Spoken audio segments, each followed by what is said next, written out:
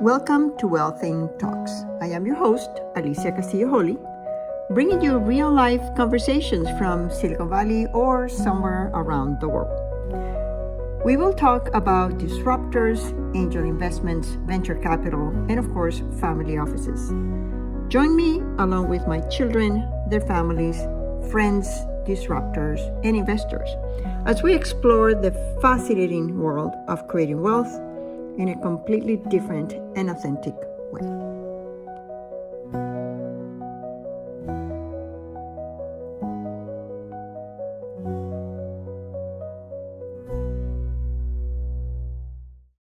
Thank you, everybody, for being here. It is such a pleasure to have Jan here as a guest. How did you get here? Welcome. How did I get here? Yeah, Alicia, first, thanks for having me. And how did I get here? I suppose you want to know me in Everything. Berlin, me in Berlin as an individual, as a family father, as a husband. I have a 12-year-old son called Matteo, and I'm here in Berlin because it is the capital of Germany, the biggest country in Europe. It's a very innovative and creative place, home to many interesting startups, active investors, and it's just a good place to live in and to work in and to be in. And look at that shirt. That's my favorite shirt. This is a shirt from an artist I discovered in Barcelona, where I used to live for 2 years, from 22 until 2024. And I think you and me, we found out that we both speak Spanish. Me as a German, I learned it, but I understand you come from Venezuela, so it's your native tongue. Yeah. Although there were a lot of languages in my home. My parents are now Venezuelans, but that's where I grew up. Yeah.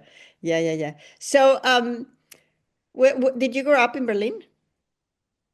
I moved to Berlin 25 years ago. I grew up in the western part of Germany in a place called Ludwigshafen. It's near Mannheim and Heidelberg, 1 hour in the south of Frankfurt. And yeah, I moved to Berlin 25 years ago because I was attracted by the prospect of the big city and I wanted to be part of it. So tell us, what are you working on now? So my passion and my mission is really EcoSummit. It's a conference taking place in Berlin that I initiated 15 years ago, back in the year 2010.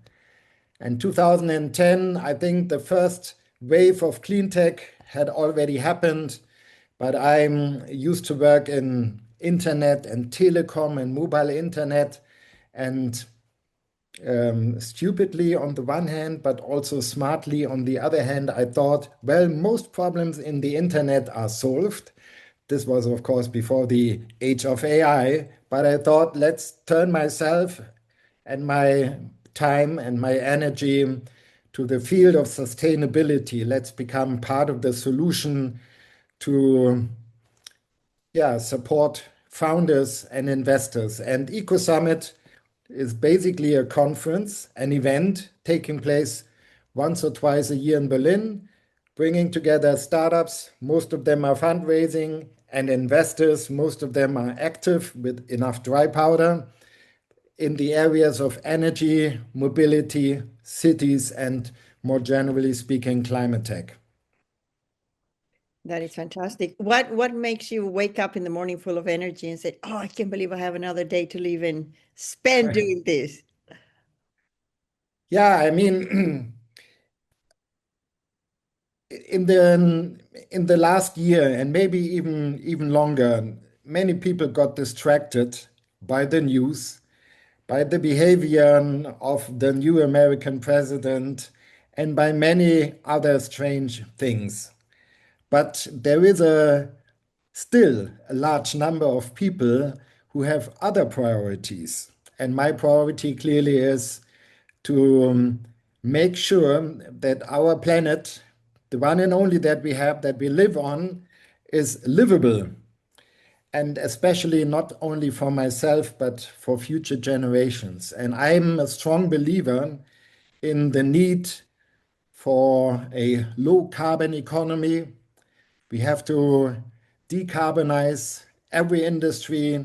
Every company has to go smart and green and become more sustainable. And it's basically a very important task that is still on the top of my mind.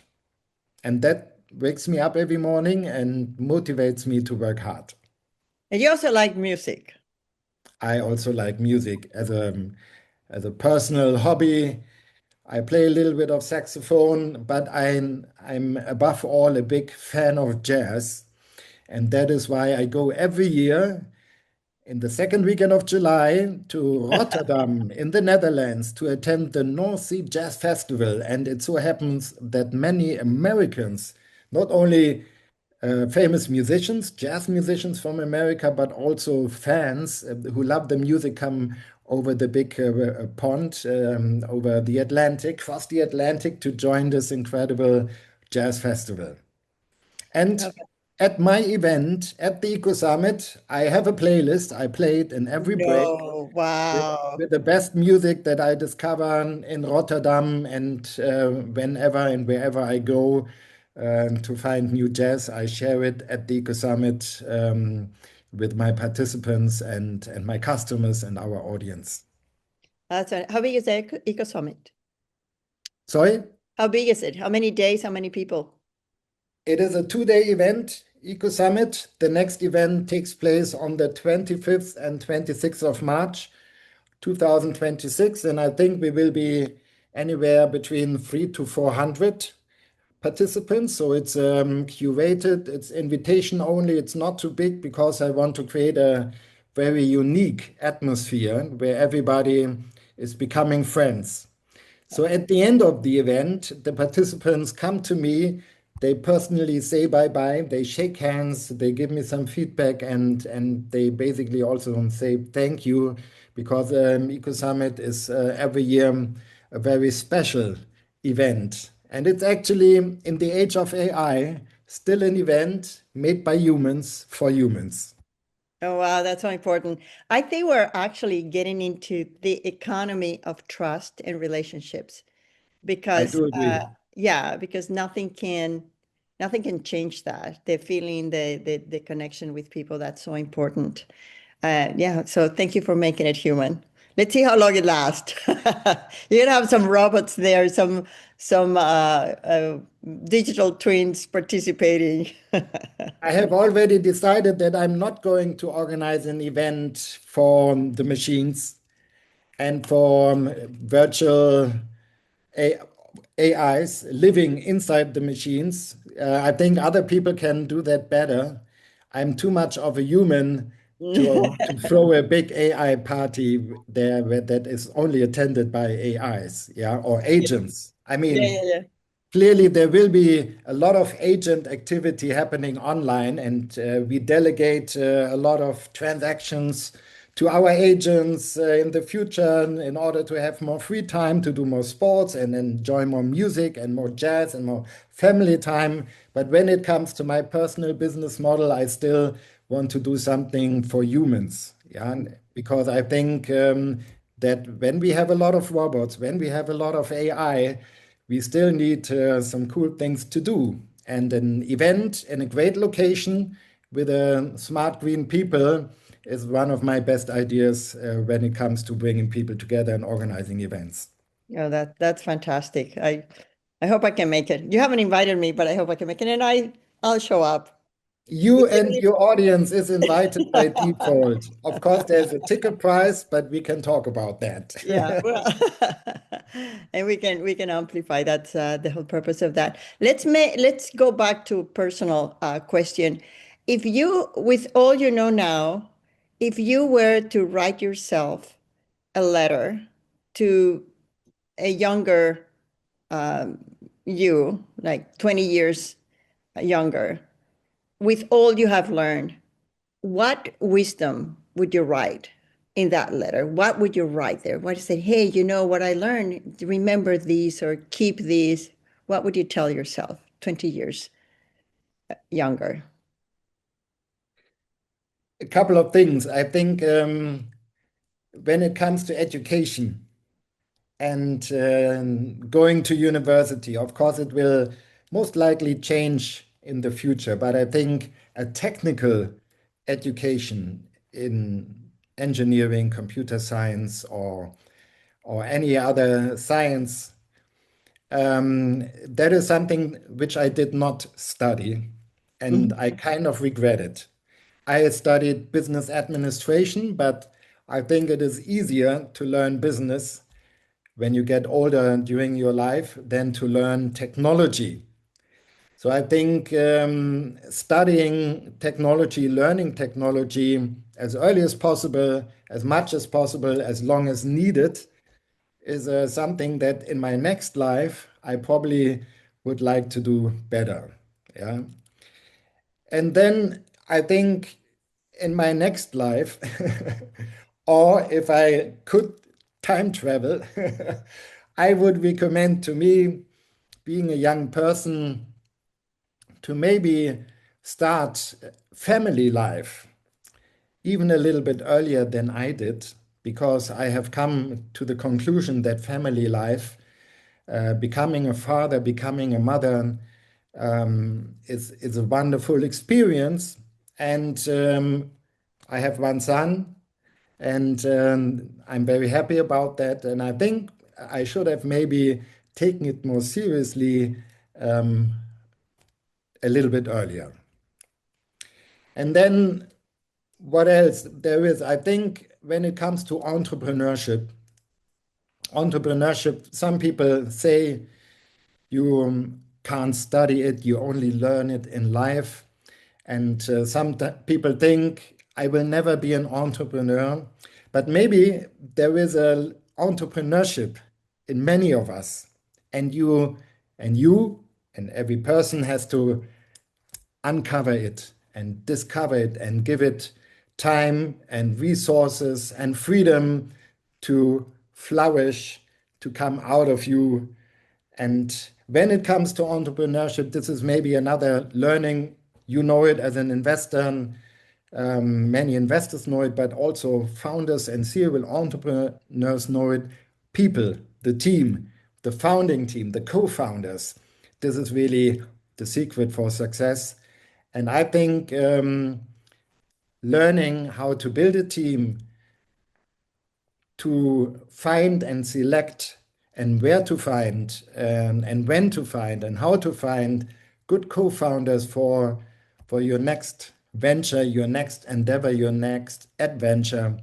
That is something that I probably should have started earlier to learn, and it is something that you have to be very conscious about, and maybe going for mentors who can help you with it. Are Yeah. you a mentor to some of the founders, Alicia?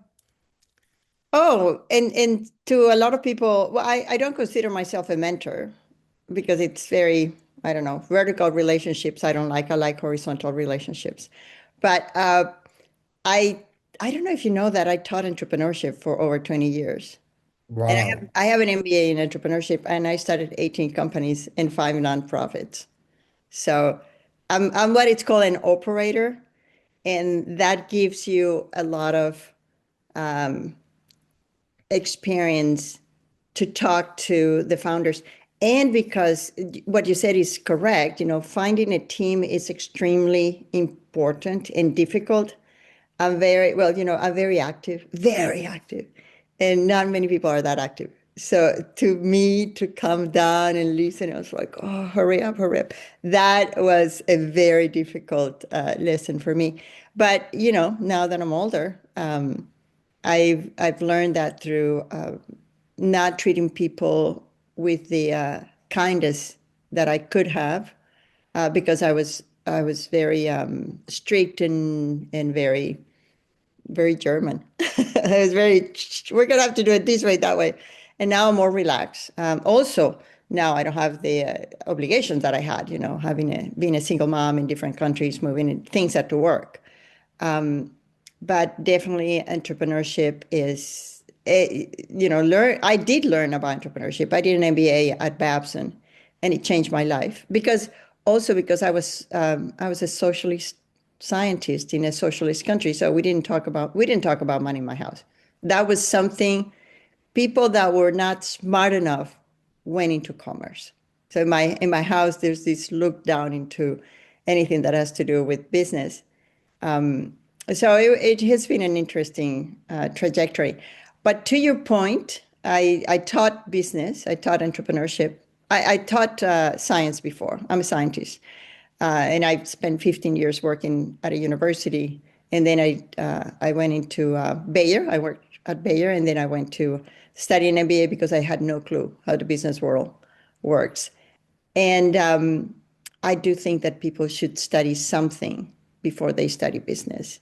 It gives you more rounded, whatever it is, music, art, technology. I was a scientist, so it just frames your perspective differently. But yeah, it's just my thought. So I really like what you said because I think I like it because it didn't come from me. Exactly, yeah. You have also explained a little bit about yourself because I'm also famous for being able to ask good questions. Oh my gosh, are you gonna ask me a At question? the at the EcoSummit, I'm not only the organizer, but very often I'm also the moderator on stage, and I run a panel discussion. I introduce the speakers. I call them on stage, and I like very much to ask questions because this is, of course, a good way to learn from other people by asking questions. Yes, and the reason why I started the podcast in February this year. And the reason I started it is because I miss that connection and I meet so many amazing people. And you know, in the US, people are very transactional. And it's all about what can I get out of this conversation, which is good in one sense, but is bad because you don't get to establish relationships. And I'm gonna, if I can steal some of your spotlight, I'm gonna add something very interesting. I also meet a lot of people, of course, because of what I do, but I got together a group of young professionals. They were 1 or 2 years into their professional life, Mhm. and they want to meet, they want to learn more. They're not founders, and so I organized them on Sunday, and we had lunch, and they're all except one. They're all from other parts of the world, and we asked the question, "What do you miss most?" And we asked some questions. How do you build your tribe? How do you find people that support you? And a very interesting reflection was that in the US, everything gets really polished and very, you always look for the cream at the top. And in most countries in the world, humility is a virtue, and like where I grew up. So you don't brag about what you're doing. And it becomes just the way we are. But because they're young professionals, they were mentioning that it was hard for them to brag about their accomplishments. And they always felt, before coming here, they always felt that they were not good enough. And I was thinking, how do I bring that reflection? So now it's a perfect time, I think, because we miss that human connection. This is You don't have to be the best, the sharpest, like we were talking before we started recording. The reason I did this is that we're missing that human touch about who you are, not how many billions did you raise. And then a lot of people feel left out. Why am I not good enough to make the next unicorn? And you don't need to build a unicorn to have a beautiful business that is useful to you. You can just be a human. So I think going back to how we started the conversation, I think that part is missing. And I think it is up to us to do our best every single day with every single connection that we have to keep that humanity going. In Europe, we don't have so many unicorns. We don't have so many cloud platforms and hyperscalers that can throw and invest hundreds of billions of dollars to support the development, the accelerated development of AGI, artificial general intelligence. But we have Europe, which is an incredible continent with a lot of cultures, a lot of differences, and a lot of humble people that do not try to dominate the world or the tech world or outcompete the next human being Yeah. standing next to you. Yeah. Yeah. But we are really cool people, and I hope that Europe finds a good place in the future. It plays a stronger role. We are, as you know, we are the Europeans are in the process of becoming unified. We call it the European Union.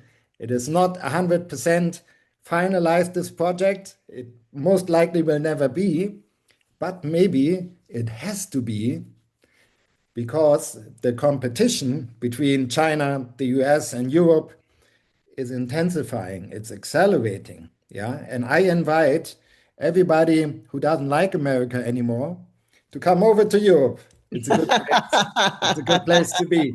If you do not transfer citizenship, at least you should visit us and do more business with the Europeans and teach them a little bit and learn from them, because this is how we get better as one mankind on this one planet. When it comes to sustainability and renewable energy, Europe is very much ahead Yes. because we take that very seriously, and we are not rich with natural resources. We are not fracking every little last liter of oil out of the soil.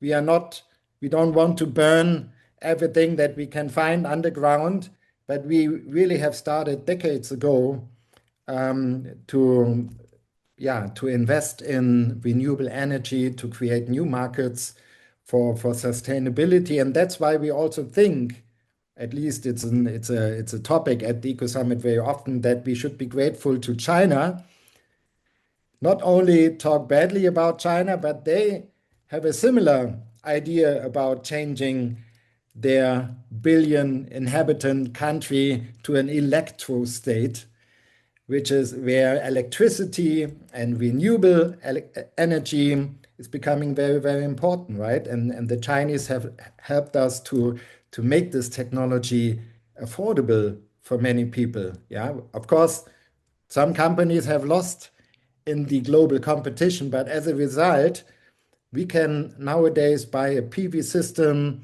or a battery or an electric car at affordable prices, and the economics work better, right? So I think there is a lot to learn and to do with European companies and European people.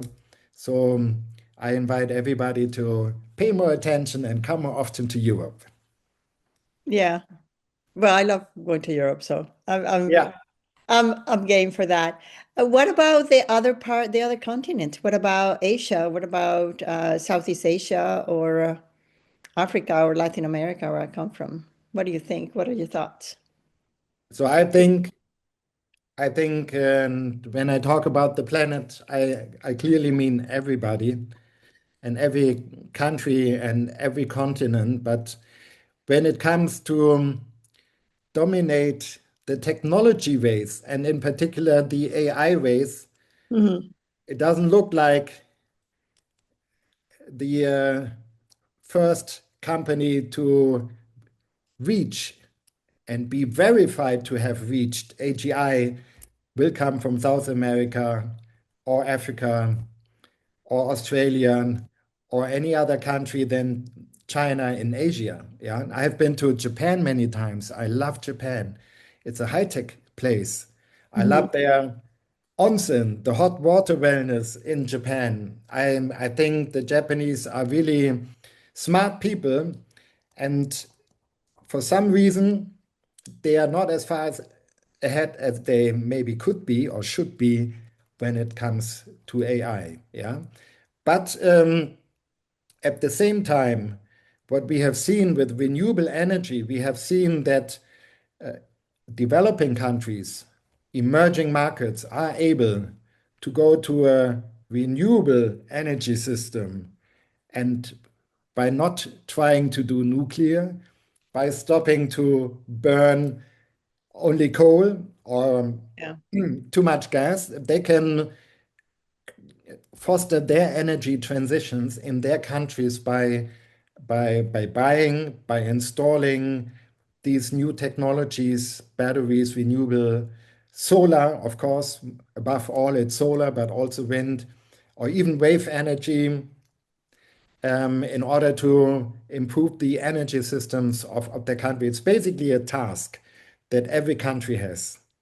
And in every, and it's a lot more important than trying to fight it out, starting a new regional war on to find out who should be leading the country. But it is a lot more important to work together inside each country to foster a renewable energy system. So if we look forward as individuals, and I'm going back to you personally, what do you want your legacy to be? I mean, when the joke in my family is my grandson doesn't think I'm going to die, but then I realize he thinks it's a choice. So I said, "Well, I'm going to die." He said, "When are you going to die? How are you going to die?" I'm like, "I don't know." You're like, "But you don't know? What do you mean you don't know?" "No, I don't know." "Do you know when and how? Where?" "No." And then he finally gave up and he said, "Well, I don't know about you, but I'm not dying. But I know I'm going to die." So I always ask, and I was dead once too, but I always ask that, when you're not here, what do you want your legacy to be? First of all, Alicia, I think I'm not so important that so many people will remember me. But in the next, I hope more than a decade, yeah, I'm 54, so I don't know how long I have time to enjoy in this planet, but clearly in the next 5 to 10 years alone will change my life very much and the life of many, many people. So I'm living on planet Earth in a time that is incredible because it is changing so quickly. And I like science fiction. I like to read books about the future, and I like to think about the future. Yeah.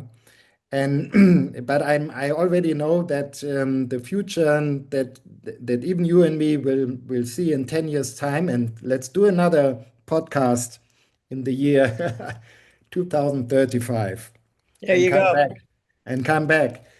We will look back in 2035, yeah, to 2025 in many ways, and I unfortunately expect us to say those were the happy days in 25. Although we live in a very difficult, for many, many people in this world, there are many regions where life is really, really difficult. Yes.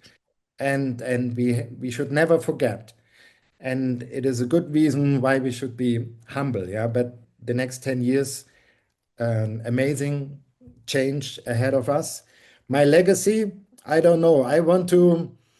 My mission, I can tell you about my mission, and then we will find out whether I will have accomplished the mission. And maybe some people can still watch me on YouTube and they can find out if we collectively achieved this mission, because it's very simple, maximizing our impact. And I used to say until 2030, but clearly also beyond. And when I talk about impact, it could be all kinds of impact, but in particular, because I'm a green man, it's the environmental impact. So I want to be remembered as somebody who has worked very hard and lived a large part of my life. And some people say I want to be remembered for my life's work of making our planet a more sustainable place, of fostering the environment and building an economy that is sustainable and as low carbon as possible. That is my mission. Thank you so much. And thank you for wrapping this podcast with those wise words. And I hope to see you at the next EcoSummit. Yes. Thank you very much for inviting me to your show online and for meeting me recently in Berlin, for keeping up the friendship, for accelerating it.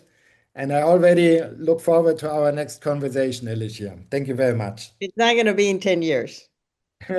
It's going to be early, I promise. Okay. So thank you so much for sharing your time with us. I met Jan at a party in Berlin recently, and I was blown away by his energy, his very, very deep love for environment, and his intention to do something that is human based, that is not machine based, to keep the world clean and safe and fun place for all of us. This is your host, Alicia Castillo Holley, and I'll see you in the next episode. Thanks for tuning in to our Wealthing Talks. I hope you've enjoyed this conversation. To stay connected, visit us at wealthing.com. This is Alicia Castillo Holley, your host, and until next time, yours in Wealthing.